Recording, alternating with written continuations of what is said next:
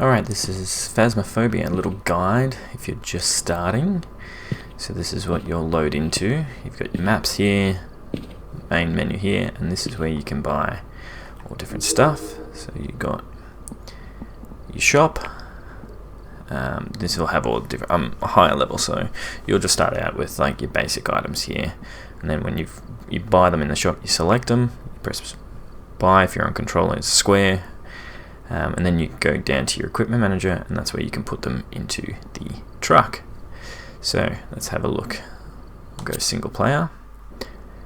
We'll change. You guys will have if you're just starting out, you'll be on amateur. And then you will have Tanglewood. This is all different maps that you'll have as you level up. As you can see, this is what's in my truck currently. So I have a quick loadout selected, which has, well, quite a lot of stuff, but for now let's just put in we will just put in what you will start off with. Okay, so this is what you'll start off with, just your tier 1 items, all the stuff you need to collect the evidence. We'll be on Tanglewood. Let's go, ready up and start. Alright, so you load into the thing, and this is your map.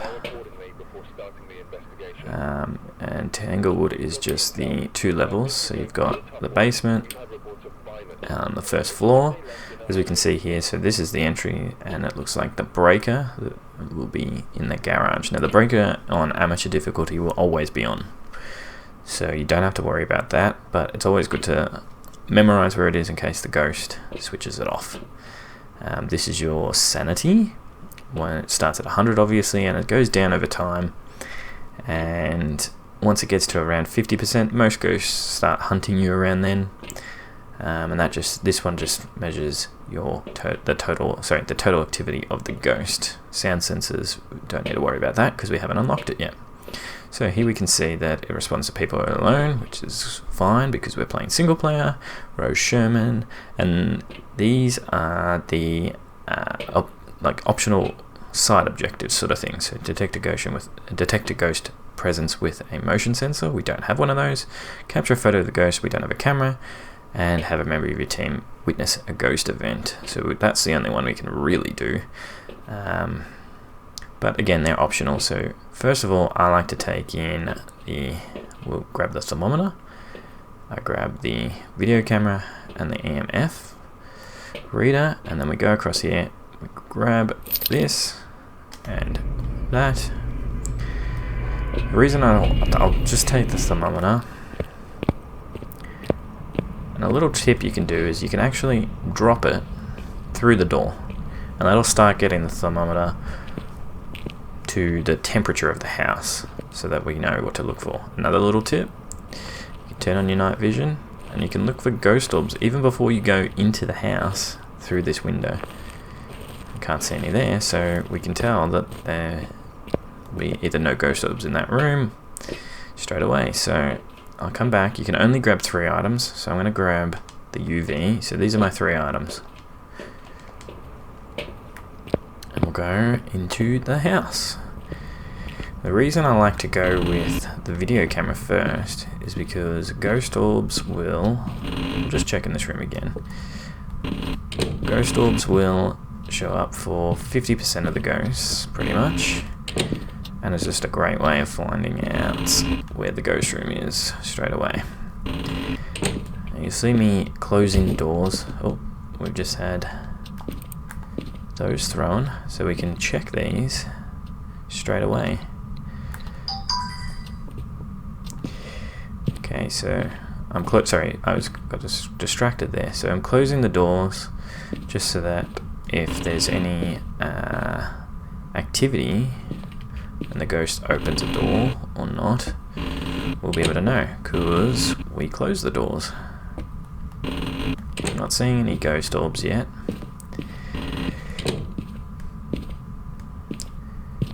We'll go check out the kitchen.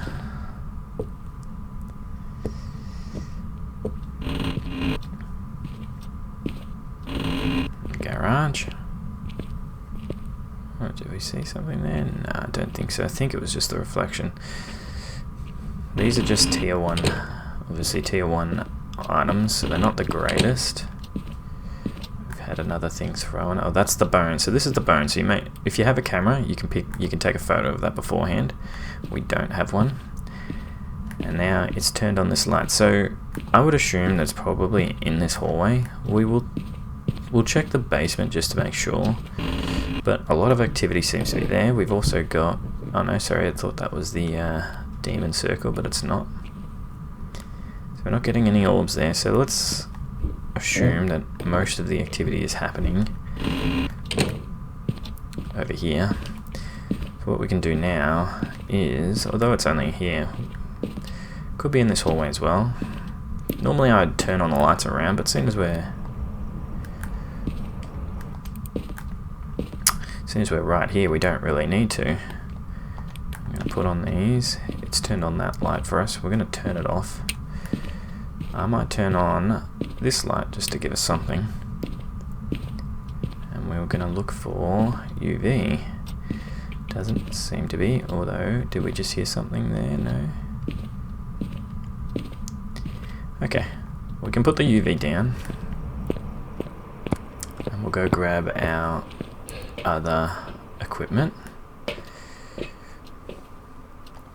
Grab that, and that's just a torch, and we got the dots. You can grab the torch if you like, but what I like to do once I find the ghost room, as you've seen, is I'll just turn on the lights beforehand. And sorry, just before I leave, I'll show you my sanity. So we were walking around in the dark there, we've seen a couple of things flowing around. We're only down to 75%, so that's not too bad. So let's say it's in here. Let's go, are you friendly? Where are you? Oh, and there we go. So we've got our first bit of evidence. So we go into our evidence thing. And we've got, where was it? Spirit box. We can cross off ghost orbs, because we don't have that. And we've already whittled it down to this amount. So, let's put down our book. And we can do our dots. It's going to be interesting to try and do dots. Just try and figure out a nice place to put them. That seems okay. Now let's check out the thermometer. We'll bring it in a bit more. It's getting colder. Oh, and there we go. So now we've got ghost writing. And we can check our EMF while we're here.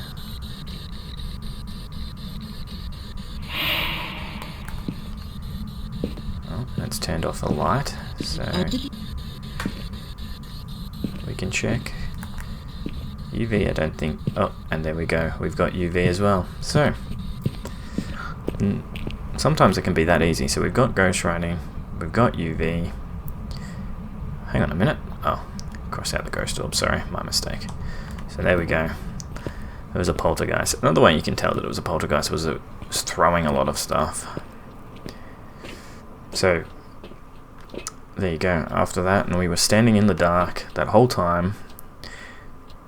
We even witnessed a ghost event, and we're only down to 65%. So what you do is you put in your X, and then you double click it, obviously, to cross it out.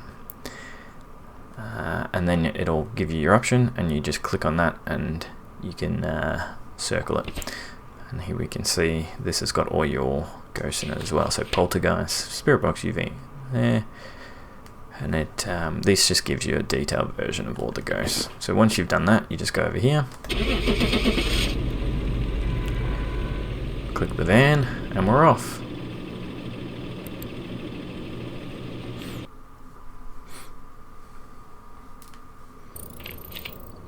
And there you have it, poltergeist. We were right. So we don't get these ones because we didn't have that equipment, but as you level up, you'll unlock more stuff, and that's where you can take photos, capture a photo of the ghost, get motion sensor and all that, and it'll just get easier and easier until you unlock a harder difficulty.